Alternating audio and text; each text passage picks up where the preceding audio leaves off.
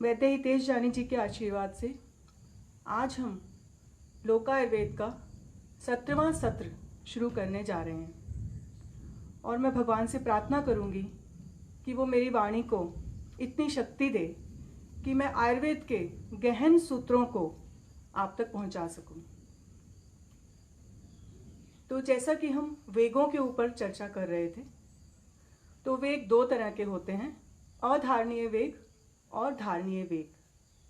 अधारणीय जो 13 वेग हैं उनको हम कल हमने जाना, और थोड़ा सा उसमें मैं एक बात और ऐड करना चाहती हूँ कि हमारे ऋषि मुनियों ने ये ज़रूर बताया था कि हाँ, ये 13 अधारणीय वेग हैं और कभी भी इनको रोकना नहीं चाहिए।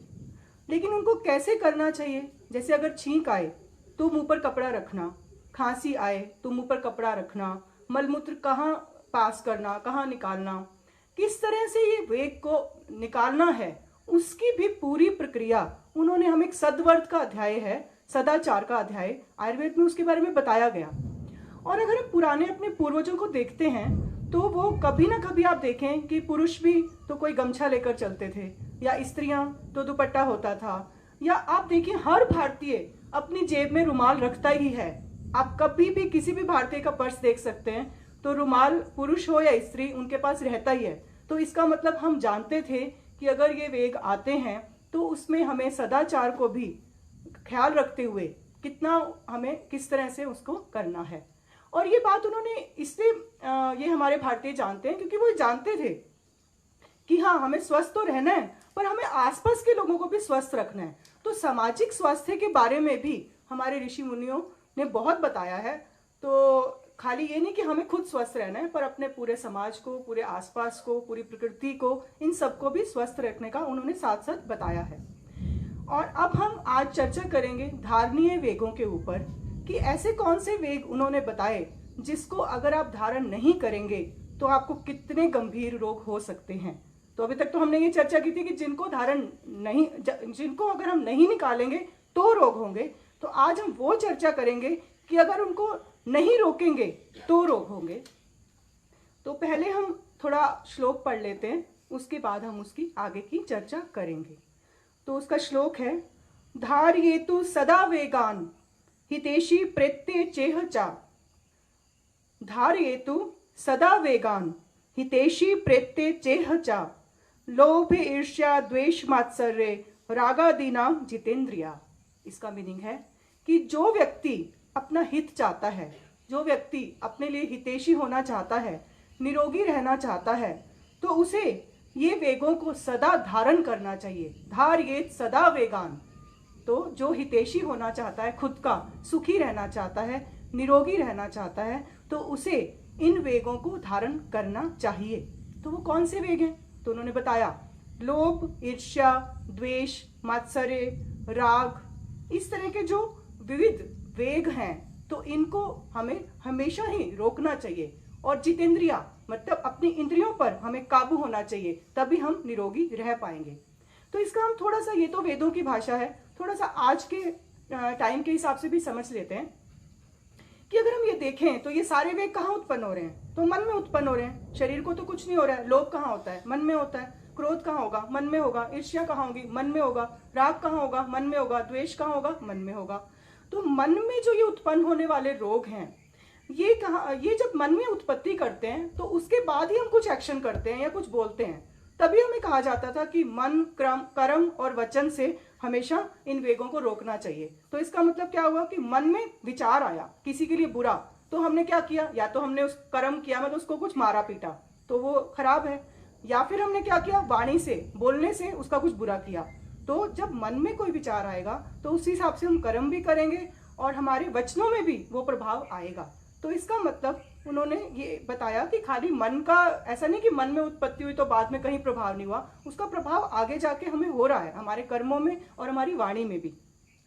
और यही नहीं, ऐसा नहीं है कि सिर्फ यहीं पे रुक जाते हैं वो, उसके बाद पूरे शरीर पे भी रोग उत्पन्न करते हैं। जैसे आजकल आप अगर देखें तो जितने भी मेंटल डिसऑर्डर हैं, schizophrenia, bipolar disorder, diabetes, thyroid, तो जितने भी मेंटल डिसऑर्डर है, और डायबिटीज और थायराइड मैंने नाम लिया, जो स्ट्रेस से होते हैं। आप डॉक्टर के पास जाइए, वो आपको बोलेगा डायबिटीज, हाँ आपको ना थोड़ा स्ट्रेस आप कम किया करो, थायराइड हाँ थोड़ा स्ट्रेस कम करो तभी ठीक होगा, ऐसे नहीं तो बढ़ता जाएगा। तो क्या मीनिंग है इसका?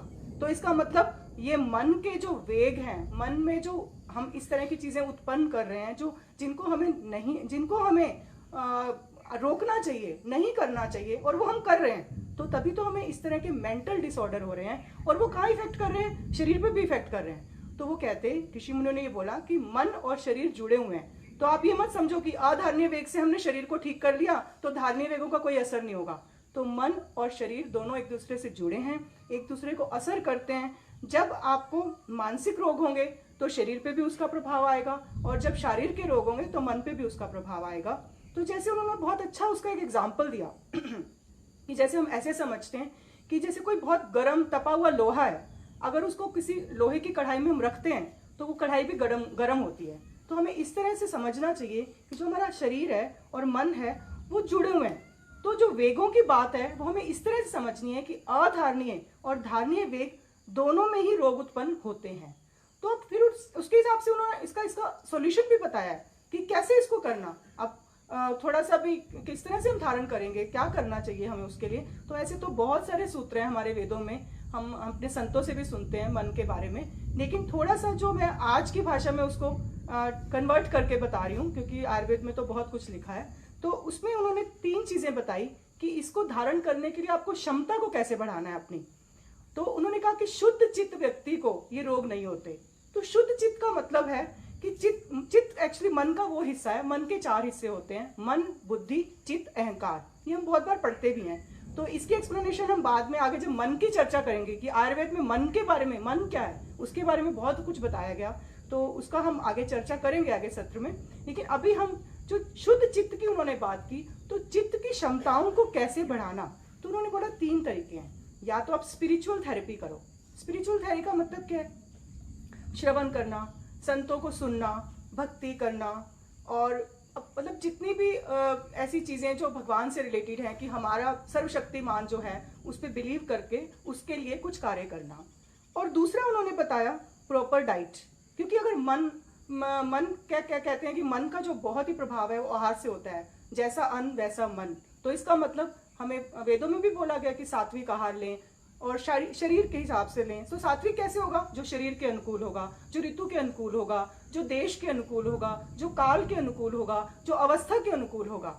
तो इसका मीनिंग मैं थोड़ा हिंदी में समझा देती हूँ। शरीर के अनुकूल मतलब बॉडी टाइप के हिसाब से, ऋतु के हिसाब से मतलब सीजन के हिसाब से, काल के हिसाब से मतलब मैं दिन में वो खाना खा रहा हूँ या रात को वो खाना खा रहा हूँ, अवस्था के हिसाब से मतलब मैं 60 साल का हूँ या 16 साल का हूँ, और एक लास्ट उन्होंने बताया कि आपका देश के हिसाब से कि मैं राजस्थान में रहता हूँ या मैं साउथ इंडिया में रहता हूँ। तो ये सब चीज़ों को देखते हुए जब आप अनुकूल आहार लेंगे तो भी आपका मन अच्छा रहेगा और इन वेगों को धारण करने की हमारी क्षमता बढ़ेगी।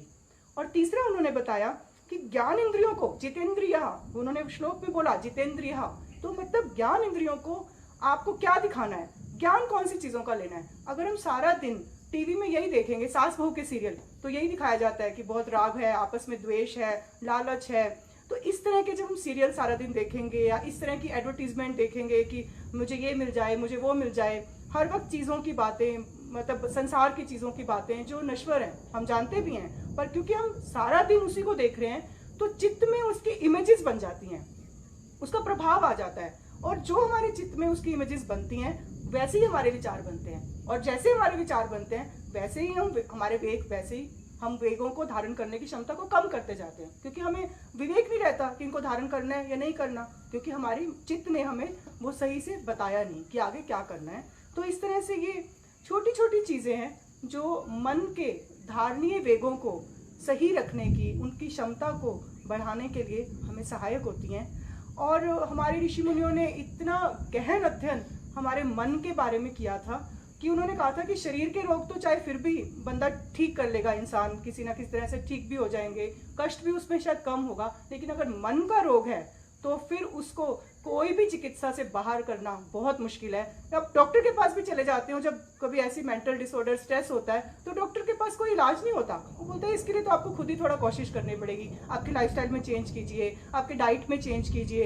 तो ये बात हमारे ऋषि मुनि तो बहुत पहले से जानते थे। और अगर मैं आपको बताऊं कि जब उन्होंने आयुर्वेद की रचना की, मतलब इस स्वास्थ्य ग्रंथ को जब लिखा गया था, तब उन्होंने जो मंगलाचरण किया था, जब ग्रंथ लिखने से पहले हमारे ऋषि मुनि हमेशा मंगलाचरण करते थे और भगवान से मांगते थे कि मैं जो ये ग्रंथ लिख रहा हूँ लोगों के स्वास्थ्य के लिए, तो मुझे शक्ति मिले उसको अच्छे से लिखने की।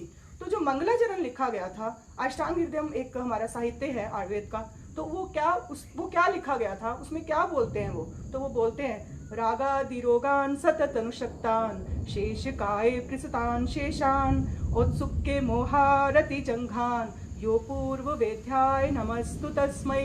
तो क्या मीनिंग है इसका मतलब? उन्होंने कहा कि जो राग और द्वेष जैसी बीमारियां हैं जो हमेशा ही मनुष्य को घेरे रहती हैं, जो उसके पूर्ण शरीर में फैली हुई हैं, जिनसे बचना बहुत मुश्किल है, ऐसे स्वस्थ ग्रंथ को मुझे उसको बचाना है और ऐसे स्वस्थ ग्रंथ की मुझे रचना करनी है।